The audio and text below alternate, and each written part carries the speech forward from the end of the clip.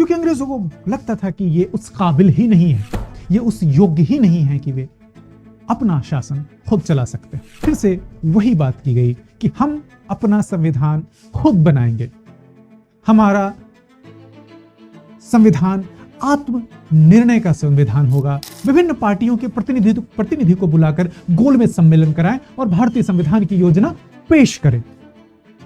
कुल मिलाकर उद्देश्य वही था, हम अपना तंत्र खुद बनाएंगे। तो ठीक है, मैं चुनौती देता हूं कि आप एक ऐसा संविधान बनाकर दिखाइए जिस पर कि तमाम भारतीयों की, तमाम पार्टियों की सहमति हो। इसके बाद राष्ट्रीय आंदोलन के नेताओं को बड़ा ठगा सा महसूस हुआ।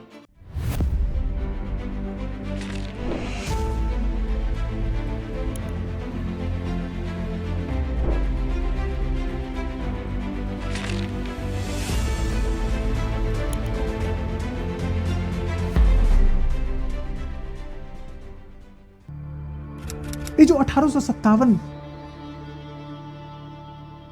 में जो क्रांति हुई, इस क्रांति में ही पहली बार भारत के लोगों ने यह समझा था कि हमारा जो तंत्र है वो हमसे छिन गया है। और उसी समय पहली बार लोगों ने स्वशासन की बात की, अपने अधिकारों की बात की, अपनी स्वतंत्रता की बात की। ब्रिटिश सरकार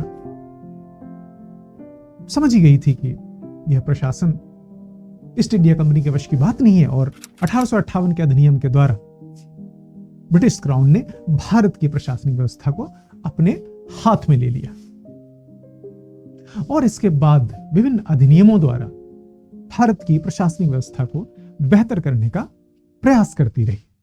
ब्रिटिश सरकार यह समझ गई कि हिंदुस्तान को अगर बेहतर तरीके से चलाना है, अगर इसकी प्रशासनिक व्यवस्था को अच्छे तरीके से चलाना है, तो हमें प्रशासन में भारतीयों को भी साथ लेना होगा, उनके विश्वास को भी जीतना पड़ेगा, तभी हम लंबे समय तक इस पर शासन कर पाएंगे। और इसके बाद 1861 में पहली बार ब्रिटिश सरकार ने इंडियन काउंसिल एक्ट पारित किया। 1857 की क्रांति के बाद सैयद अहमद खान, जो कि एंग्लो मोहम्मदन ओरिएंटल कॉलेज, जो बाद में अलीगढ़ मुस्लिम यूनिवर्सिटी बनी थी, उसके जो संस्थापक थे सैयद अहमद खान, उन्होंने भी अंग्रेजों को सुझाव देते हुए एक पैम्पलेट प्रकाशित किया था जिसका नाम था the causes of the Indian revolt.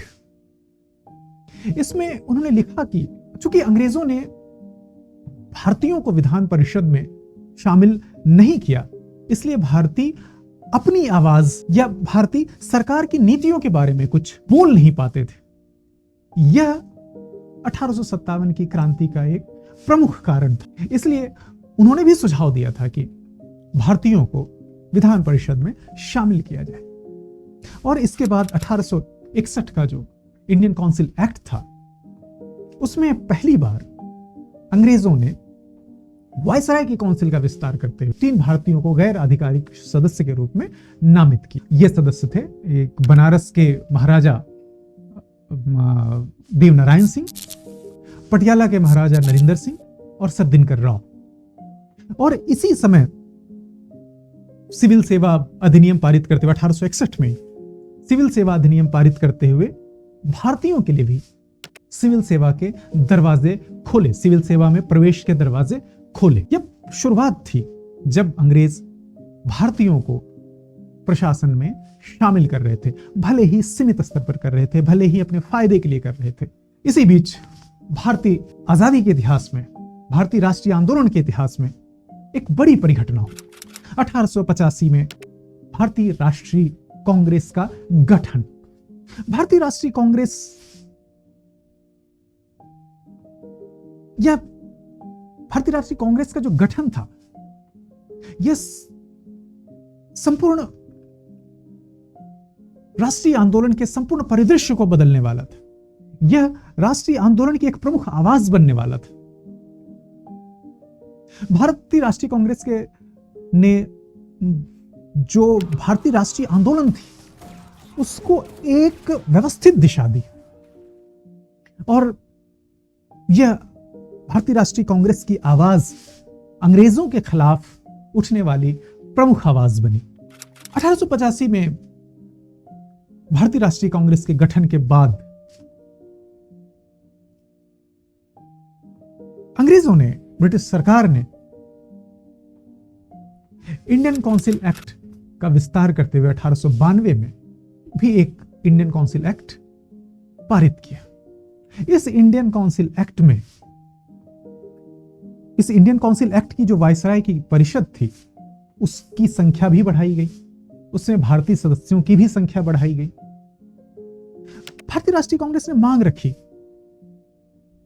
कि इसमें जो भारतीयों को जो शामिल किया जाना है उसका आधार निर्वाचन के आधार पर हो, और यह निर्वाचन के आधार पर तो नहीं था, पर निर्वाचन के कुछ सिमिलर या उसके कुछ आसपास जरूर था, क्योंकि यह वायसराय की नॉमिनेशन के आधार पर हुआ था। पहला ऐसा एक्ट था, पहली ऐसी व्यवस्था थी जिसमें चुनाव को शामिल किया गया था, भले ही वह चुनाव मनोनयन था। इसके बाद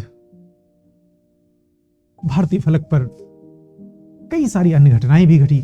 1905 के बंगाल के विभाजन की प्रतिक्रिया में स्वदेशी आंदोलन की शुरुआत हुई। स्वदेशी आंदोलन का मूल उद्देश्य वही था स्वराज, यानी कि हम अपने शासन, अपनी व्यवस्था, अपने विधान की बात कर रहे थे और अंग्रेजों की हर प्रणाली, हर व्यवस्था, हर तंत्र का विरोध कर रहे थे। हमने उसी समय एक अपने तरीके की व्यवस्था की बात की। 1909 में ही गांधी जी ने एक किताब लिखी, हिंद स्वराज, और हिंद स्वराज में उन्होंने एक स्वशासन के मॉडल के आधार पर एक स्वराज की बात की। गांधी जी ने स्वराज का एक मॉडल पेश किया, एक आदर्श उदाहरण पेश किया कि हमारा स्वशासन कैसा होगा, हमारा स्वराज का स्वरूप क्या होगा। इसी बीच 1909 में मार्ले मिंटो सुधार अधिनियम पारित हुआ। मार्ले मिंटो सुधार अधिनियम ने भारतीय विधान परिषदों का आकार विस्तृत किया, उनकी सदस्यता में विस्तार किया, लेकिन इसके साथ साथ मार्ले मिंटो सुधार अधिनियम का जो एक सबसे खतरनाक प्रावधान था, सबसे भयावह प्रावधान था, वह था मुसलमानों के लिए पृथक निर्वाचन का प्रावधान, जो कि भविष्य में जाकर एक नासूर बना। बहरहाल इसी बीच 1914 में वैश्विक पटल पर एक बड़ी घटना घटी। प्रथम विश्व युद्ध की शुरुआत। अंग्रेज प्रथम विश्व युद्ध में भारतीयों का सहयोग चाहते थे और भारतीय अंग्रेजों से स्वशासन चाहते थे। भारतीय चाहते थे कि अंग्रेज इस बात का वादा करें कि वे उन्हें अपने तरीके से विधान को, अपने तरीके से प्रशासन को परिचालित करने का मौका दें। तो भारतीयों ने, भारतीय नेताओं ने, राष्ट्रीय आंदोलन के बड़े बड़े नेताओं ने प्रथम विश्व युद्ध में अंग्रेजों का सहयोग किया, चाहे वो नरमपंथी हों या गर्मपंथी हों, दोनों ने ही प्रथम विश्व युद्ध में अंग्रेजों का सहयोग किया। लेकिन युद्ध समाप्त होने को था। अंग्रेजों ने वादा किया था कि वे स्वशासन पर बात करेंगे, लेकिन अंग्रेजों ने इसका जिक्र ही नहीं किया। अंग्रेजों ने फिर इस पर कोई बात ही नहीं की। क्योंकि अंग्रेजों को लगता था कि ये उस काबिल ही नहीं है, ये उस योग्य ही नहीं है कि वे अपना शासन खुद चला सकते हैं। और इसके बाद राष्ट्रीय आंदोलन के नेताओं को बड़ा ठगा सा महसूस हुआ। फिर 1916 में तिलक, बाल गंगाधर तिलक और एनी बेसेंट के नेतृत्व में होम रूल लीग मूवमेंट शुरू हुआ। और इस होम रूल लीग मूवमेंट में फिर से वही बात की गई कि हम अपना संविधान खुद बनाएंगे, हमारा संविधान आत्मनिर्णय का संविधान होगा, हम आत्मनिर्णय के सिद्धांत पर बात करेंगे, हम स्वराज पर बात करेंगे और भारतीय अपना संविधान खुद बनाएंगे। कुल मिलाकर बात शुरू से वही चल रही है, स्वराज की बात, अपना संविधान निर्माण की बात। आजादी के इतिहास के समानांतर रूप से, अगर आजादी के इतिहास की अगर बारीकी में जाए तो संविधान की मांग, अपने तंत्र की मांग, स्वतंत्र की मांग आजादी के पूरे इतिहास में रीढ़ की हड्डी की तरह जुड़ी हुई है, वो कहीं उससे अलग नहीं है। इसके बाद अंग्रेजों ने स्वाभाविक तौर पर हर बात को अनसुना कर दिया। वे उस समय बेहद मजबूत स्थिति में थे और किसी भी सूरत में भारतीयों की किसी भी बात को सुनने से इनकार कर रहे थे, वे सुनना ही नहीं चाहते थे। और इसी बीच 1919 में उन्होंने फिर से एक सुधार अधिनियम लाया, मॉन्टेग्यू चेम्सफोर्ड सुधार। मॉन्टेग्यू चेम्सफोर्ड सुधार अधिनियम में ने तमाम बातों के अतिरिक्त यह माना कि संवैधानिक सुधार वह सिर्फ अंग्रेज ही तय कर सकते हैं। यह एक बेहद खतरनाक बात थी, बेहद निराश करने वाली बात। कई सारे ऐसी घटनाओं के क्रम प्रथम विश्व युद्ध में समर्थन करने के बावजूद, रॉलेट एक्ट का आना, जालियांवाला बाग हत्याकांड, होम रूल लीग के संविधान निर्माण की बात या आत्मनिर्णय के सिद्धांत की बात को अनसुना कर देना, और ये सारे घटनाओं के बाद 1919 में मॉन्टेग्यू चेम्सफोर्ड सुधार अधिनियम लाकर यह कहना कि संवैधानिक सुधार सिर्फ अंग्रेज ही तय करेंगे, यह बेहद निराश करने वाली बात थी। हालांकि उन्होंने गवर्नर जनरल की जो कार्यकारिणी के सदस्यों की संख्या तो अवश्य बढ़ाई, परंतु भारतीयों के विधान निर्माण में कोई रुचि नहीं दिखाई। वे मान रहे थे कि भारत के विधान की दिशा वे खुद तय करेंगे, वे ही इसके योग्य हैं। और फिर इस सुधार अधिनियम की समीक्षा के लिए उन्होंने घोषणा की कि प्रत्येक 10 वर्ष में एक वैधानिक आयोग का गठन किया जाएगा।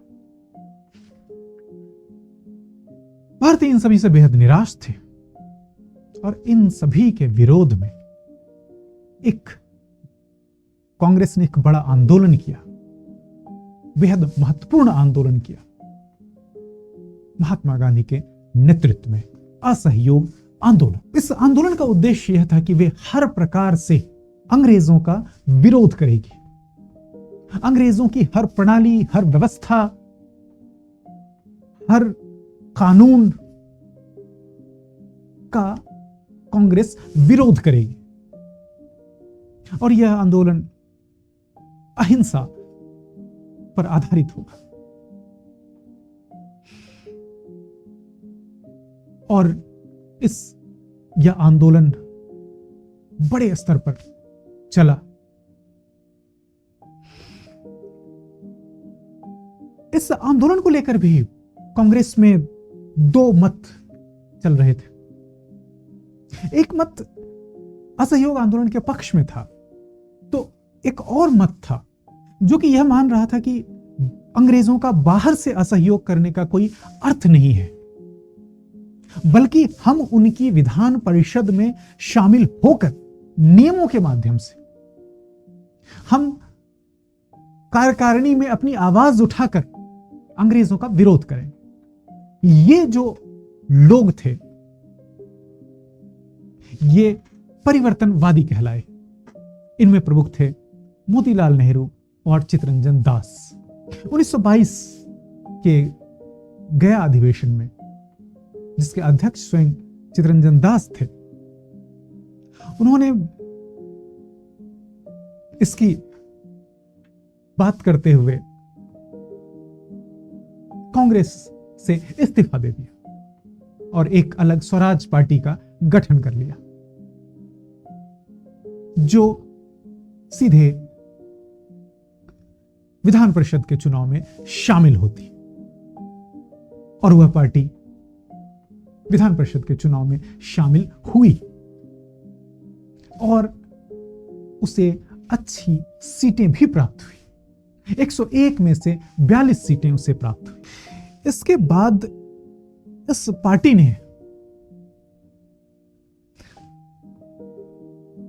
कार्यकारिणी में तमाम मुद्दों पर असहयोग करना शुरू किया, जो कि बहुत दिनों तक वह भी नहीं चल सका।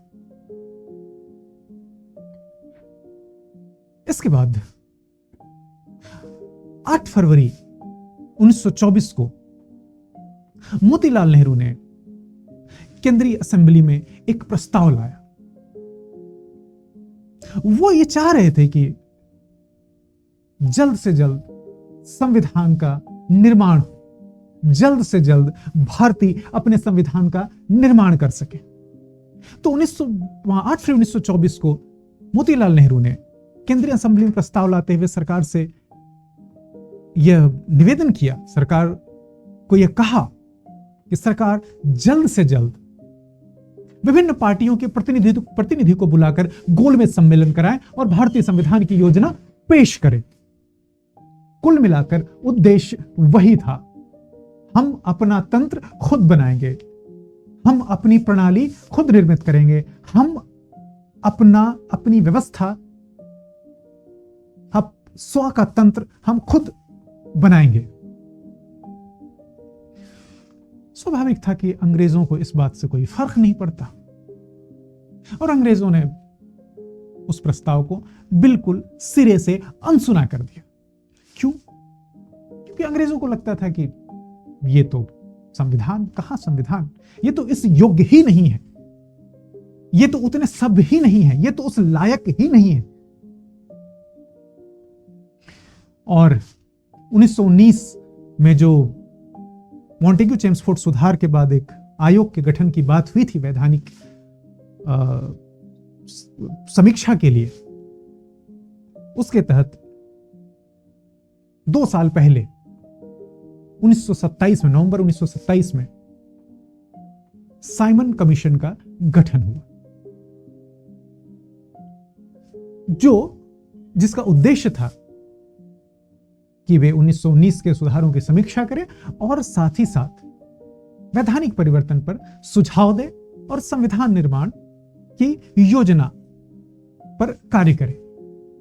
अब इसके जो सारे सदस्य थे, सभी के सभी अंग्रेज थे, तो भारतीय नेताओं को बड़ी मुश्किल मालूम हुई, भारतीय नेताओं को बड़ी दिक्कत महसूस हुई और सभी ने मिलकर साइमन कमीशन का बहिष्कार कर दिया। अब इस बहिष्कार से अंग्रेजों में बड़ी चिढ़ हुई। उस समय के जो सेक्रेटरी ऑफ स्टेट थे बर्कनहेड, उन्होंने चिढ़कर तो कांग्रेस को एक चुनौती भी दे डाली और यह चुनौती कम, ट्रैप ज्यादा था, जाल ज्यादा था। बर्कनहेड ने चुनौती दी कि तुम कहते हो कि संविधान हम संविधान बना के दिखा देंगे, तो ठीक है, मैं चुनौती देता हूं कि आप एक ऐसा संविधान बनाकर दिखाइए जिस पर कि तमाम भारतीयों की, तमाम पार्टियों की सहमति हो। अब ये एक बड़ा मुश्किल कार्य था, एक कठिन जटिल ट्रैप था, क्योंकि उनको पता था कि भारतीयों में जितनी विविधताएं हैं, जितनी मत भिन्नताएं हैं, यहां तक कि विभिन्न पार्टियों के बीच ही जितनी मत भिन्नताएं हैं, उसमें एक संविधान पर सहमत हो पाना बेहद मुश्किल काम है। इससे दो चीजें घटती।